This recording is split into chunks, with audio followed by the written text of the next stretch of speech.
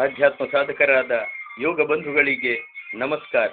ಈ ದಿನ ನಾವು ಶಿವಯೋಗ ಎಂಬ ವಿಷಯದ ಬಗ್ಗೆ ಬಹಳಷ್ಟು ವಿಚಾರಗಳನ್ನು ತಿಳಿದುಕೊಳ್ಳಲು ಪ್ರಯತ್ನಿಸೋಣ. ಓಂ ಓಂ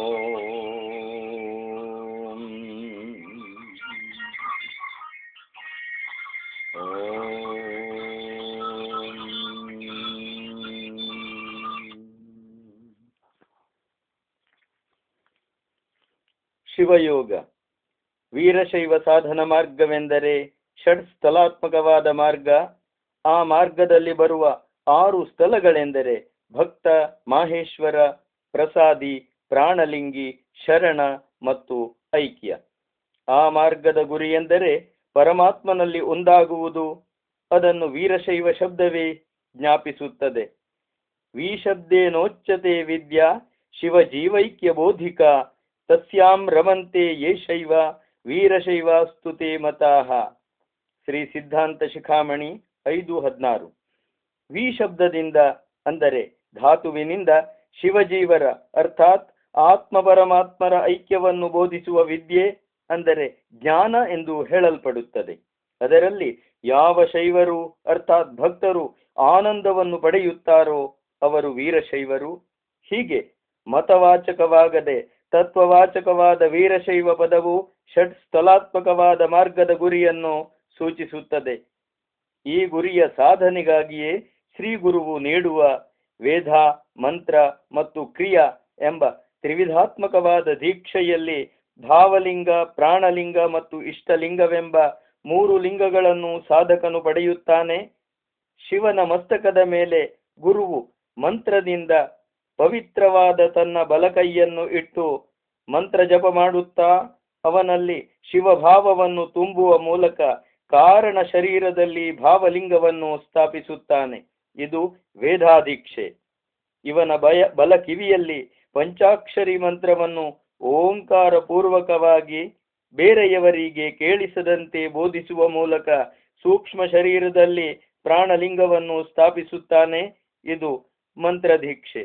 ಕ್ರಿಯಾದೀಕ್ಷೆಯ ಮೂಲಕ ಸಂಸ್ಕಾರಯುಕ್ತವಾದ ಇಷ್ಟಲಿಂಗವನ್ನು ಶಿಷ್ಯನ ಮಂತ್ರಪೂರಿತವಾದ ಎಡಕೈಯಲ್ಲಿ ಇರಿಸಿ ಅವನ ಮಸ್ತಕದ ಮೇಲೆ ಕೈ ಇರಿಸಿ ಶಿರಸ್ಸಿನಲ್ಲಿ ಇರುವ ಚಿತ್ಕಲೆಯನ್ನು ಕೈಯಲ್ಲಿ ಆಕರ್ಷಿಸಿ ತಂದು ಇಷ್ಟಲಿಂಗದ ಮೇಲೆ ಆ ಕೈಯನ್ನು ಇಟ್ಟು ಅದರಲ್ಲಿ ಆ ಕಲೆಯನ್ನು ಪ್ರವೇಶಿಸುವಂತೆ ಮಾಡುತ್ತಾನೆ. ಇದರಿಂದ ಹೊರಗಿನ ಇಷ್ಟಲಿಂಗಕ್ಕೂ ಮತ್ತು ಒಳಗಿನ ಪ್ರಾಣಲಿಂಗ ಭಾವಲಿಂಗಗಳಿಗೂ ಅನುಸಂಧಾನವೇರ್ಪಡುತ್ತದೆ. ಆ ಅನುಸಂಧಾನವನ್ನು ನಿರಂತರವಾಗಿ ಉಳಿಸಿಕೊಳ್ಳಲು ಇಷ್ಟಲಿಂಗವನ್ನು ಶಿಷ್ಯನು ಅರ್ಥಾತ್ ಸಾಧಕನು ಸದಾ ತನ್ನ ಮೈ ಮೇಲೆ ಧರಿಸಿಕೊಂಡಿರಬೇಕೆಂಬ ನಿಯಮವಿದೆ.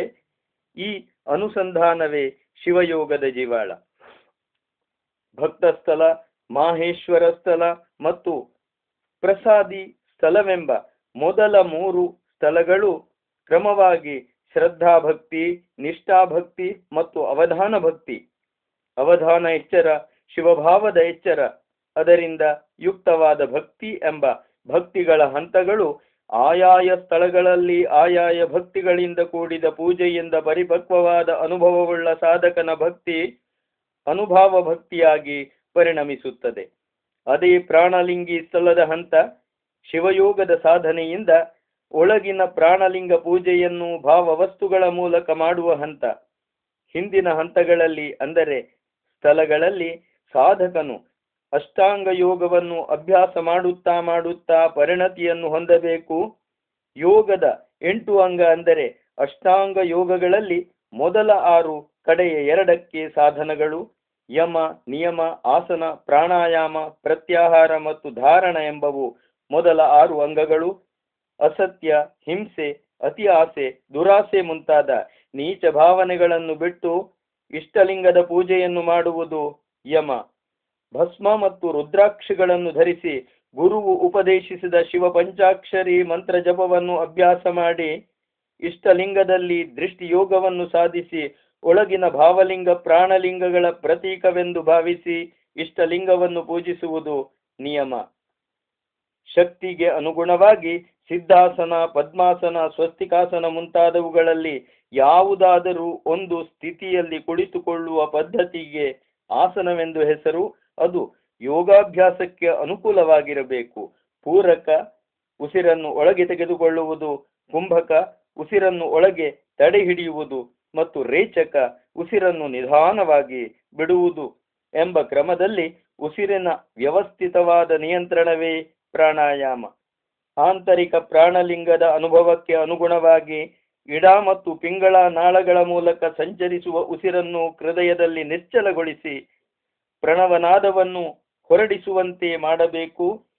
ಇಂದ್ರಿಯಗಳನ್ನು ಅಂತರ್ಮುಖಗೊಳಿಸಿ ಪ್ರಾಣಲಿಂಗದ ಪೂಜೆಗೆ ಅಣಿಗೊಳಿಸುವುದೇ ಪ್ರತ್ಯಾಹಾರ. ದೇಹದ ವಿವಿಧ ಅಂಗಗಳಲ್ಲಿ ವಿವಿಧ ರೂಪಗಳಲ್ಲಿರುವ ಲಿಂಗಗಳ ಭಾವನೆಯೊಂದಿಗೆ ಹೃದಯದಲ್ಲಿರುವ ಪ್ರಾಣಲಿಂಗದ ಪರಿಕಲ್ಪನೆಯೇ ಧಾರಣ. ಈ 6 ಅಂಗಗಳ ಅಭ್ಯಾಸದಿಂದ ಪರಿಣಿತನಾದ ಸಾಧಕನು ಧ್ಯಾನ ಮತ್ತು ಸಮಾಧಿಗಳಿಗೆ ಅಣಿಯಾಗುತ್ತಾನೆ. ಆಂತರಿಕ ಪ್ರಾಣಲಿಂಗವನ್ನು ಮೂಲಾಧಾರ, ಸ್ವಾಧಿಷ್ಠಾನ, ಮಣಿಪೂರಕ, ಅನಾಹತ, ವಿಶುದ್ಧ ಮತ್ತು ಆಜ್ಞಾ ಎಂಬ ಚಕ್ರಗಳಲ್ಲಿ ಧ್ಯಾನಿಸಿ ಪೂಜಿಸುವುದು ಧ್ಯಾನ. ಜೀವಾತ್ಮನು ಪ್ರಾಣಲಿಂಗದಲ್ಲಿ ಒಂದಾಗುವ ಅಂತಿಮ ಸ್ಥಿತಿಯೇ ಸಮಾಧಿ. ಮೇಲೆ ಹೇಳಿದ 6 ಚಕ್ರಗಳ ಸ್ಥಾನಗಳು ಕ್ರಮವಾಗಿ ಬುಧ, ಗುಹ್ಯ ಅಂದರೆ ಜನನೇಂದ್ರಿಯ, ನಾಭಿ, ಹೃದಯ, ಕಂಠ ಮತ್ತು ಭ್ರೂಮಧ್ಯ. ಇವು ಕ್ರಮವಾಗಿ ಬ್ರಹ್ಮ, ವಿಷ್ಣು, ರುದ್ರ, ಈಶ್ವರ, ಸದಾಶಿವ ಮತ್ತು ಪರಶಿವರ ಸ್ಥಾನಗಳು. ಅವುಗಳು ಕ್ರಮವಾಗಿ 4, 6, 10, 12, 16 ಮತ್ತು 2 ದಳಗಳುಳ್ಳ ಕಮಲಗಳನ್ನು ಹೊಂದಿವೆ. ಅಲ್ಲಿಂದ ಮುಂದೆ ಬ್ರಹ್ಮರಂಧ್ರದಲ್ಲಿ ಸಹಸ್ರದಳ ಕಮಲವುಳ್ಳ ಸಹಸ್ರಾರ ಚಕ್ರವಿದೆ. ಹೀಗೆಂದು ಯೋಗಿಗಳು ಭಾವಿಸಿ ಗುರುತಿಸುತ್ತಾರೆ. ಶ್ರೀ ಸಿದ್ಧಾಂತ ಶಿಖಾಮಣಿಯು ಶಿವಯೋಗ ಸಮಾಧಿಯ ಪ್ರಕ್ರಿಯೆಯನ್ನು ಹೀಗೆ ವಿವರಿಸುತ್ತದೆ. ಅಂತಃಷಟ್ಚಕ್ರರೂಢಾನಿ ಪಂಕಜಾನಿ ವಿಭಾವಯೇತ್ ಬ್ರಹ್ಮಾದಿ ಸ್ಥಾನಭೂತಾನಿ ಭ್ರೂಮಧ್ಯಾಂತಾನಿ ಮೂಲತಃ ಭ್ರೂಮಧ್ಯಾದೂರ್ಧ್ವಭಾಗೇ ತು ಸಹಸ್ರದಳಮಂಬುಜಂ ಭಾವಯೇತ್ ತತ್ರ ವಿಮಲಂ ಚಂದ್ರಬಿಂಬಂ ತದಂತರೆ ಸೂಕ್ಷ್ಮರಂಧ್ರಂ ವಿಜಾನೀಯಾತ್ ತತ್ಕೈಲಾಸಪದಂ ವಿದುಃ ತತ್ರಸ್ಥಂ ಭಾವಯೇತ್ ಶಂಭುಂ ಸರ್ವಕಾರಣ ಕಾರಣಂ. ಸಿದ್ಧಾಂತ ಶಿಖಾಮಣಿ 12, 25, 27. ಪ್ರಾಣಲಿಂಗಿಯು ಒಳಗೆ ಅಂದರೆ ಜೀವ ಈಶ್ವರರ ಆಶ್ರಯವಾದ ಸೂಕ್ಷ್ಮ ಶರೀರದಲ್ಲಿ ಬುಧಸ್ಥಾನದ ಆಧಾರ ಚಕ್ರದಿಂದ ಹಿಡಿದು ಭ್ರೂಮಧ್ಯದ ಆಜ್ಞಾಚಕ್ರದವರೆಗಿನ 6 ಚಕ್ರಗಳಲ್ಲಿ ಬ್ರಹ್ಮ ಮುಂತಾದವರ ಸ್ಥಾನಗಳಾದ 4 ಮುಂತಾಗಿ ದಳಗಳುಳ್ಳ 6 ಕಮಲಗಳನ್ನು ಭಾವಿಸಬೇಕು. ಇದಕ್ಕೆ ಗುರುವಿನ ಮಾರ್ಗದರ್ಶನ ಬೇಕು. ಭ್ರೂಮಧ್ಯದಿಂದ ಸ್ವಲ್ಪ ಮೇಲ್ಭಾಗದಲ್ಲಿ ಸಹಸ್ರಾರ ಚಕ್ರದಲ್ಲಿ ಸಹಸ್ರದಳ ಕಮಲವನ್ನು ಭಾವಿಸಬೇಕು. ಅಲ್ಲಿ ಆ ಕಮಲದ ಮಧ್ಯದಲ್ಲಿ ನಿರ್ಮಲವಾದ ಚಂದ್ರಬಿಂಬವನ್ನು ಭಾವಿಸಬೇಕು. ಆ ಚಂದ್ರಬಿಂಬದ ಮಧ್ಯದಲ್ಲಿ ಸೂಕ್ಷ್ಮರಂಧ್ರವನ್ನು ಗುರುತಿಸಬೇಕು. ಅದು ಕೈಲಾಸ ಸ್ಥಾನವೆಂದು ತಿಳಿಯುತ್ತಾರೆ. ಅದರಲ್ಲಿ ಎಲ್ಲಾ ಕಾರಣಗಳಿಗೂ ಕಾರಣವಾದ ಶಂಭುವನ್ನು ಭಾವಿಸಬೇಕು. ಹೇಗೆ ಭಾವಿಸಬೇಕು? ಸ್ವಾತ್ಮಕ್ಕಿಂತ ಭಿನ್ನವಲ್ಲದ ರೀತಿಯಲ್ಲಿ ಧ್ಯಾನಿಸಬೇಕು. ಇದು ಹಂಸೋಪನಿಷತ್ತಿನಲ್ಲಿ ಬಂದಿರುವ ಪ್ರಕ್ರಿಯೆಗೆ ಅನುಗುಣವಾಗಿದೆ. ಇಲ್ಲಿ ನೋಡೋಣ. ಬುಧಮವಷ್ಟಭ್ಯಧಾರಾದ್ವಾ ಯುಮುಸ್ಥಾಪ್ಯ ಸ್ವಾಧಿಷ್ಠಾನಂ 3 ಪ್ರದಕ್ಷಿಣೀಕೃತ್ಯ ಮಣಿಪೂರಕಂ ಗತ್ವಾ ಅನಾಹತ ಮತಿಕ್ರಮ್ಯ ವಿಶುದ್ಧೌ ಪ್ರಾಣಲಿಂಗಂ ನಿರುದ್ಧ್ಯ ಆಜ್ಞಾ ಮನುಯಾದ್ ಬ್ರಹ್ಮರಂಧ್ರಂ ಧ್ಯಾಯನ್ ತ್ರಿಮಾತ್ರೋಹಮಿತಿ ಸರ್ವದಾ ಧ್ಯಾಯೇತ್. ಪ್ರಾಣಲಿಂಗಿಯು ಬುಧರಂಧ್ರವನ್ನು ಗಟ್ಟಿಯಾಗಿ ಮುಚ್ಚಿ ಆಧಾರ ಚಕ್ರದಿಂದ ವಾಯುವನ್ನು ಮೇಲಕ್ಕೇರಿಸಿ ಸ್ವಾಧಿಷ್ಠಾನ ಚಕ್ರದ ಸುತ್ತ 3 ಪ್ರದಕ್ಷಿಣೆ ಮಾಡಿಸಿ ಮಣಿಪೂರಕ ಚಕ್ರವನ್ನು ತಲುಪಿ ಅನಾಹತ ಚಕ್ರವನ್ನು ದಾಟಿಸಿ ವಿಶುದ್ಧ ಚಕ್ರದಲ್ಲಿ ಪ್ರಾಣಲಿಂಗವನ್ನು ನಿಶ್ಚಲಗೊಳಿಸಿ ಆಜ್ಞಾಚಕ್ರವನ್ನು ಮೀರಿ ಬ್ರಹ್ಮರಂಧ್ರವನ್ನು ಧ್ಯಾನಿಸುತ್ತಾ ಅದರಲ್ಲಿ ನಾನು 3 ಮಾತ್ರೆಗಳ ಅಂದರೆ ಆ ಉ ಮ ಓಂ ಸ್ವರೂಪನೆಂದು ನಿರಂತರ ಧ್ಯಾನಿಸಬೇಕು. ಇದಕ್ಕೆ ಶಿವಯೋಗ ಸಮಾಧಿ ಎಂದು ಕರೆಯುತ್ತಾರೆ. ಆಂತರಿಕ ಪೂಜೆ, ಆಂತರಿಕ ಲಿಂಗ ಪೂಜೆ. ಮೇಲೆ ಹೇಳಿದ ಪ್ರಕ್ರಿಯೆಗೆ ಪೂರ್ವಭಾವಿಯಾಗಿ ಆಂತರಿಕ ಲಿಂಗ ಪೂಜೆಯನ್ನು ಭಾವನಾತ್ಮಕವಾಗಿ ಆಚರಿಸಬೇಕು. ಈಗಾಗಲೇ ಹೇಳಿದಂತೆ ಅದು ಒಳಗಿನ ಪ್ರಾಣಲಿಂಗವನ್ನು ಭಾವವಸ್ತುಗಳ ಮೂಲಕ ಪೂಜಿಸುವುದು. ಆ ಪ್ರಾಣಲಿಂಗದ ಸ್ವರೂಪವೇನು? ಚಂದ್ರಜ್ಞಾನಾಗಮ ಮತ್ತು ಶ್ರೀ ಸಿದ್ಧಾಂತ ಶಿಖಾಮಣಿಗಳಲ್ಲಿ ಹೇಳಿದಂತೆ ಪ್ರಾಣಲಿಂಗದ ಸ್ವರೂಪವು ಹೀಗಿದೆ. ಆಧಾರೇ ಕನಕಪ್ರಖ್ಯಂ ಹೃದಯೇ ವಿದ್ರುಮಪ್ರಭಂ ಭ್ರೂಮಧ್ಯೆ ದೀಪಸಂಕಾಶಂ ಪ್ರಾಣಲಿಂಗಂ ಪ್ರಕೀರ್ತಿತಂ. ಆಧಾರೇ ಕನಕಪ್ರಖ್ಯಂ ಹೃದಯೇ ವಿದ್ರುಮಪ್ರಭಂ ಭ್ರೂಮಧ್ಯೆ ಸ್ಫಟಿಕಚ್ಛಾಯಂ ಲಿಂಗಂ ಯೋಗಿ ವಿಭಾವಯೇ. ಸಿದ್ಧಾಂತ ಶಿಖಾಮಣಿ 4:40. ಮೂಲಾಧಾರ ಸ್ಥಾನದಲ್ಲಿ ಚಿನ್ನದಂತೆಯೂ, ಹೃದಯದಲ್ಲಿ ಹವಳದ ಕಾಂತಿಯಿಂದಲೂ, ಭ್ರೂಮಧ್ಯದಲ್ಲಿ ದೀಪದಂತೆಯೂ, ಸ್ಫಟಿಕದ ಕಾಂತಿಯಿಂದಲೂ ಪ್ರಾಣಲಿಂಗವನ್ನು ಭಾವಿಸಬೇಕು ಎಂಬ ಮಾತಿನಂತೆ ಪ್ರಾಣಲಿಂಗವು 3 ಸ್ಥಾನಗಳಲ್ಲಿ 3 ಸ್ವರೂಪಗಳಲ್ಲಿ ಭಾವಿಸಲ್ಪಡುತ್ತದೆ. ಕಾರಣಾಗಮವು ಪ್ರಾಣಲಿಂಗದ ಪೂಜೆಯನ್ನು ಮಾನಸ ಪುಷ್ಪಗಳಿಂದ ಪೂಜಿಸಬೇಕು ಎಂದು ಹೇಳಿದೆ. ಅಥವಕ್ಷೇ ಮಹಾದೇವಿ ಲಿಂಗಾರ್ಚನ ವಿಧಿಂಪರಂ ಅದೌ ಧ್ಯಾತ್ವಾ ಮಹಾದೇವಂ ತ್ರ್ಯಂಬಕ ಮುಮಾಪಪ್ತಿಂ ಪ್ರಸನ್ನ ವದನಂ ಶಾಂತಂ ದಿವ್ಯಲಿಂಗೋಪರಿಸ್ಥಿತಂ ಸರ್ವವ್ಯಾಪಕಮೀಶಾನಂ ಪವಿತ್ರಂ ಪುಷ್ಟಿವರ್ಧನಂ ಅರ್ಚಯೇ ದಾಂತರೈಃ ಪುಷ್ಪೈ ಮಾನಸೈರುಪಚಾರಕೈಃ.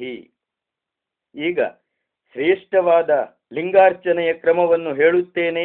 ಮೊದಲು ಮುಕ್ಕಣ್ಣನು, ಉಮಾಪತಿಯು, ಪ್ರಸನ್ನ ಮುಖವುಳ್ಳವನು, ಶಾಂತನು, ದಿವ್ಯಲಿಂಗದ ಮೇಲೆ ನಿಂತವನು, ಎಲ್ಲವನ್ನೂ ವ್ಯಾಪಿಸಿರುವವನು, ಪವಿತ್ರನೂ ಪುಷ್ಟಿವರ್ಧಕನೂ ಆದ ಮಹಾದೇವನನ್ನು ಧ್ಯಾನಿಸಿ ಆಂತರಿಕ ಪುಷ್ಪಗಳಿಂದಲೂ ಮಾನಸ ಉಪಚಾರಗಳಿಂದಲೂ ಪೂಜಿಸಬೇಕು. ಮಾನಸಿಕ ಉಪಚಾರಗಳು ಅಥವಾ ಆಂತರಿಕ ಪುಷ್ಪಗಳು ಎಂದರೆ ಶುದ್ಧ ಭಾವನೆಗಳು. ಅಹಿಂಸಾ ಚೇಂದ್ರಿಯ ಜಯ ಸರ್ವಭೂತ ದಯಾಪರ ಕ್ಷಮಾಧ್ಯಾನಂ ತಪೋ ಜ್ಞಾನಂ ಸತ್ಯಂ ಚೈವ ತಥಾಪರಂ ಏಭಿಃ ಪುಷ್ಪೈ ರಹಿಂಸಾದ್ಯೈರ್ ಮಾನಸೈ ಶಿವಮರ್ಚಯೇತ್. ಅಹಿಂಸೆ, ಇಂದ್ರಿಯಗಳ ಮೇಲೆ ನಿಯಂತ್ರಣ, ಎಲ್ಲ ಪ್ರಾಣಿಗಳಲ್ಲಿ ದಯೆ, ಕ್ಷಮಾಗುಣ, ಧ್ಯಾನ, ತಪಸ್ಸು, ಜ್ಞಾನ, ಸತ್ಯ ಎಂಬ ಮಾನಸ ಪುಷ್ಪಗಳಿಂದ ಶಿವನನ್ನು ಪೂಜಿಸಬೇಕು. ಈ ಅರ್ಚನೆಯನ್ನು ಶ್ರೀ ಸಿದ್ಧಾಂತ ಶಿಖಾಮಣಿಯು ಇನ್ನೂ ವಿವರವಾಗಿ ನಿರೂಪಿಸುತ್ತದೆ.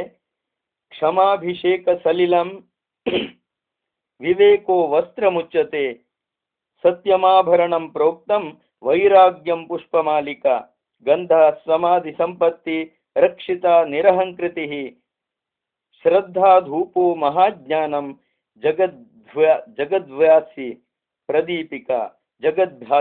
ಪ್ರದೀಪಿಕಾ ಭ್ರಾಂತಿ ಮೂಲ ಪ್ರಪಂಚಸ್ಯ ನಿವೇದ್ಯಂ ತನ್ನಿವೇದನಂ ಮೌನಂ ಘಂಟಾ ಪರಿಸ್ಪಂದ ಸ್ಥಾಂಬೂಲಂ ವಿಷಯಾರ್ಪಣಂ ವಿಷಯ ಭ್ರಾಂತಿರಾಹಿತ್ಯಂ ತತ್ಪ್ರದಕ್ಷಿಣ ಕಲ್ಪನಾ ಬುದ್ಧಿಸ್ತದಾತ್ಮಿಕಾ ಶಕ್ತಿ ನಮಸ್ಕಾರ ಕ್ರಿಯಾಮತ ಏವಂ ವಿದ್ಯೇರ್ಭಾವಶುದ್ಧೈ ರೂಪಚಾರೈ ರದೂಷಿತೈಃ ಪ್ರತ್ಯುನ್ಮುಖ ಮನಾಭೂತ್ವ ಪೂಜಯೇ ಲಿಂಗಮಾಂತರಂ. ಸಿದ್ಧಾಂತ ಶಿಖಾಮಣಿ 12, 16, 20. ಕ್ಷಮೆಯೇ ಅಭಿಷೇಕಕ್ಕೆ ನೀರು, ವಿವೇಕವು ವಸ್ತ್ರ, ಸತ್ಯವು ಅಲಂಕಾರ, ವೈರಾಗ್ಯವೇ ಹೂಮಾಲೆ, ಸಮಾಧಿಯ ಸಂಪನ್ನತೆಯೇ ಗಂಧ, ನಿರಹಂಕಾರವೇ ಅಕ್ಷತೆ, ಶ್ರದ್ಧೆಯೇ ಧೂಪ, ಜಗತ್ತನ್ನು ಬೆಳಗಿಸುವ ಜ್ಞಾನವೇ ದೀಪ, ಭ್ರಾಂತಿ ಮೂಲ ಪ್ರಪಂಚದ ನಿವೇದನೆಯು ನೈವೇದ್ಯ, ಮೌನವೇ ಘಂಟಾನಾದ, ವಿಷಯಗಳ ಸಮರ್ಪಣೆಯೇ ತಾಂಬೂಲ, ಬುದ್ಧಿಯು ಲಿಂಗ ಸ್ವರೂಪದಲ್ಲಿ ನಿಲ್ಲುವ ಶಕ್ತಿಯು ನಮಸ್ಕಾರ ಕ್ರಿಯೆ. ಇಂತಹ ದೋಷರಹಿತ ಭಾವಶುದ್ಧ ಉಪಚಾರಗಳಿಂದ ಮನಸ್ಸನ್ನು ಅಂತರ್ಮುಖಗೊಳಿಸಿದ ಸಾಧಕನು ಆಂತರಿಕ ಲಿಂಗವನ್ನು ಪ್ರಾಣಲಿಂಗವನ್ನು ಪೂಜಿಸಬೇಕು. ಇದು ಯೋಗಾಂಗಗಳಲ್ಲಿ 7ನೆಯದಾದ ಧ್ಯಾನದ ಸ್ಥಿತಿ. ಪ್ರಾಣಲಿಂಗವನ್ನು ಆಧಾರ, ಹೃದಯ ಮತ್ತು ಭ್ರೂಮಧ್ಯಗಳಲ್ಲಿ ಜ್ಯೋತಿ ಸ್ವರೂಪದಲ್ಲಿ ಕ್ರಮವಾಗಿ ಸುವರ್ಣಕಾಂತಿ, ಹವಳದ ಕಾಂತಿ ಮತ್ತು ಸ್ವಚ್ಛ ಸ್ಫಟಿಕದ ಕಾಂತಿಯುಕ್ತ ಸ್ವರೂಪದಲ್ಲಿ ಕಂಡು ಪೂಜಿಸುವುದರಿಂದ ಅಳವಟ್ಟ ಅನುಭವದಿಂದ ಷಟ್ಚಕ್ರಗಳನ್ನು ಭೇದಿಸಿ ಬ್ರಹ್ಮರಂಧ್ರದ ಸಹಸ್ರಾರದಲ್ಲಿನ ಸಹಸ್ರದಳ ಕಮಲದ ತಂಪಾದ ಚಂದ್ರ ಬಿಂಬದ ದರ್ಶನ ಮಾಡಿಕೊಂಡು ಅದರಲ್ಲಿನ ಸೂಕ್ಷ್ಮ ರಂಧ್ರವೆಂಬ ಕೈಲಾಸ ಸ್ಥಾನದಲ್ಲಿ ಶಂಭುವನ್ನು ತನ್ನಾತ್ಮಕ್ಕಿಂತ ಭಿನ್ನವಿಲ್ಲದಂತೆ ಸಾಕ್ಷಾತ್ಕರಿಸಿಕೊಳ್ಳುವುದೇ ಸಮಾಧಿ. ಆಂತಕ್ರಿಯ ಆಂತಕ್ರಿಯಾರತಸ್ಯಾಸ್ಯ ಪ್ರಾಣಲಿಂಗಾರ್ಚನ ಕ್ರಮೈಃ ಶಿವಾತ್ಮ ಧ್ಯಾನ ಸಂಪತ್ತಿ ಸಮಾಧಿರಿತಿ ಕಥ್ಯತೆ. ಸಿದ್ಧಾಂತ ಶಿಖಾಮಣಿ 12:21. ಆಂತರಿಕ ಅಂದರೆ ಭಾವನಾತ್ಮಕ ಪೂಜಾ ಕ್ರಿಯೆಯಲ್ಲಿ ಮಗ್ನನಾದ ಯೋಗಿಯು ಪ್ರಾಣಲಿಂಗಾರ್ಚನೆಯ ವಿಧಾನಗಳಿಂದ ತನ್ನದಾಗಿ ಮಾಡಿಕೊಂಡ ಅಹಂ ಬ್ರಹ್ಮಾಸ್ಮಿ, ತತ್ವಂ ಅಸಿ, ಸೋಹಂ ಮುಂತಾದ ಶ್ರುತಿ ವಾಕ್ಯಗಳ ಸಾಕ್ಷಾತ್ಕಾರ ರೂಪವಾದ ಶಿವಜೀವೈಕ್ಯ ಭಾವದ ಪ್ರಾಪ್ತಿಯೇ ಸಮಾಧಿ ಎಂದು ಕರೆಯಲ್ಪಡುತ್ತದೆ. ಇದನ್ನೇ ಲಿಂಗಾಂಗ ಸಾಮರಸ್ಯ ಅಂದರೆ ಲಿಂಗ ಪರಮಾತ್ಮ ಮತ್ತು ಅಂಗ ಜೀವಾತ್ಮರು ನೀರಿನಲ್ಲಿ ಬೆರೆತಂತೆ ಬೆರೆಯುವುದು ಎಂದು ಕರೆಯುತ್ತಾರೆ. ಇದು ಶರಣಸ್ಥಲದ ಆನಂದ ಭಕ್ತಿಯಲ್ಲಿ ನಿರಂತರವೂ ನಿಶ್ಚಲವೂ ಆಗಿ ಐಕ್ಯ ಸ್ಥಳದ ಸಮರ ಭಕ್ತಿಯಲ್ಲಿ ಪರ್ಯವಸಾನ ಹೊಂದಿ ಜೀವನ್ಮುಕ್ತಿ ಸ್ಥಿತಿಯನ್ನು ಹೊಂದುತ್ತದೆ. ಶಿವಯೋಗವು ಅಷ್ಟಾಂಗ ಯೋಗವೇ. ಅದರ ಮೊದಲ 6 ಅಂಗಗಳ ಪರಿಕಲ್ಪನೆಯು ರಾಜಯೋಗದ ಮೊದಲ 6 ಅಂಗಗಳ ಪರಿಕಲ್ಪನೆಗೆ ಸಂವಾದಿಯಾಗಿದೆ. ಕಡೆಯ 2 ಅಂಗಗಳಾದ ಧ್ಯಾನ ಮತ್ತು ಸಮಾಧಿಗಳಲ್ಲಿ ವ್ಯತ್ಯಾಸವಿದೆ. ಅವು ಪ್ರಾಣಲಿಂಗದ ಭಾವನೆ ಮತ್ತು ಪೂಜೆಗಳ ಅಂಗವಾಗಿ ಬರುತ್ತದೆ. ಶಿವಯೋಗದ ವೈಶಿಷ್ಟ್ಯವಿರುವುದು ವಾಮಹಸ್ತದಲ್ಲಿರುವ ಅಷ್ಟಲಿಂಗವನ್ನು ಒಳಗಿನ ಪ್ರಾಣಲಿಂಗ ಭಾವಲಿಂಗಗಳೊಂದಿಗೆ ಅನುಸಂಧಾನಗೊಳಿಸುವುದರಲ್ಲಿ. ಇಷ್ಟಲಿಂಗವನ್ನು ಇರಿಸಿದ ವಾಮಹಸ್ತವನ್ನು ಕಣ್ಣುಗಳ ನೇರಕ್ಕೆ ಹಿಡಿದು ಅದರಲ್ಲಿ ದೃಷ್ಟಿ ಯೋಗವನ್ನು ಸಾಧಿಸಿ ಅಂತರ್ಮುಖವಾಗಿ ಜ್ಯೋತಿ ರೂಪದ ಪ್ರಾಣಲಿಂಗವನ್ನು ಭಾವಿಸಿ ಶುದ್ಧ ಭಾವಗಳಿಂದ ಪೂಜಿಸಿ ತನ್ನಾತ್ಮಕ್ಕಿಂತ ಭಿನ್ನವಿಲ್ಲದಂತೆ ಸಾಕ್ಷಾತ್ಕರಿಸಿಕೊಂಡು ಇಂಬಿಲ್ಲದಂತೆ ಅದರಲ್ಲಿ ಬೆರೆತು ಬೇರಾಗದಂತಿರುವುದೇ ಶಿವಯೋಗ. ಯೋಗ ಬಂಧುಗಳೇ, ಮುಂದಿನ ಸಂಚಿಕೆಯಲ್ಲಿಯೂ ಬಹಳಷ್ಟು ವಿಚಾರಗಳನ್ನು ಯೋಗದ ಬಗ್ಗೆ ತಿಳಿದುಕೊಳ್ಳಲು ಪ್ರಯತ್ನಿಸೋಣ. ಓಂ